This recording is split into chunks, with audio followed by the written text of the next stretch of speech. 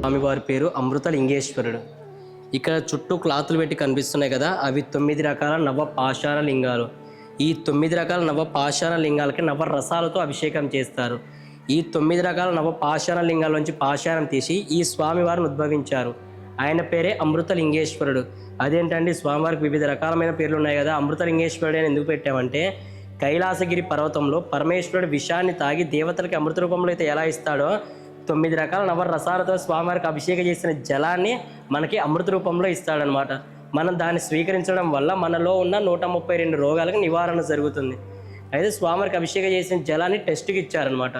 మనం ఇప్పుడు జ్వరం తగిలినప్పుడు మన బ్లడ్ శాంపుల్ ఎలా అయితే ఇస్తామో, అలా స్వామివారికి అభిషేకం చేసిన జలాన్ని టెస్ట్కి ఇచ్చాము. ఆ టెస్ట్లో పాజిటివ్ అని తెలిసిన తర్వాత అప్పుడు స్వయాన అభిషేకాలు సమర్పిస్తామన్నమాట. ప్రస్తుతానికి దర్శనం వరకే. అది ఆ స్వామివారి యొక్క ప్రత్యేకత. ఇక్కడే చూసినట్లయితే స్వామివారి యొక్క పాదరస లింగం కనిపిస్తుంది. ఇక్కడ కనిపిస్తుంది కదా, ఈ స్వామివారి పేరు పాదరస లింగేశ్వరుడు. ఆ స్వామివారికి ఓన్లీ ఉత్తి వాటర్తో వరకే అభిషేకం జరుగుతుంది. మన గ్రానైట్ లింగానికి, స్ఫటిక లింగాన్ని చేసినప్పుడు యథాస్థాయిగా పంచామృతాలతో చేయమన్నమాట. ఒకవేళ స్వామివారికి పంచామృతాలతో చేయాలనుకున్నా నెలకు వచ్చేసి 1 సారి లేదా 3 సార్లు, అంతకుమించి ఎక్కువ సార్లు చేయమన్నమాట. మరియు స్వామివారికి అభిషేకం చేసేటప్పుడు మన చేతికి ఎలాంటి అలంకరణ ఉండకూడదు.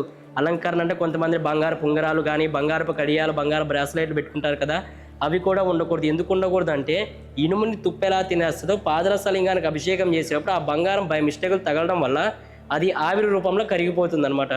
అందుకని స్వామివారికి ఓన్లీ ఉత్తి వాటర్తో వరకు అభిషేకం జరుగుతుంది. మరియు స్వామివారికి 108 రకాల ద్రవ్యాలతో అభిషేకం జరుగుతుంది అన్నమాట. అది పాదరసలింగం యొక్క ప్రత్యేకత. వెనకాల కనిపిస్తున్న స్వామివారి పేరు మహాకాల భైరవుడు, అమ్మవారి పేరు మహాకాల భైరవీ దేవి. పరమేశ్వరి నామాల్లో కాలభైరవుడి అవతారం ఎలాగనో, ఆ కాలభైరవుడి నామాల్లో వాళ్ళు 8 మంది అవతారాలు, వాళ్ళని అష్టభైరవులు అంటారు.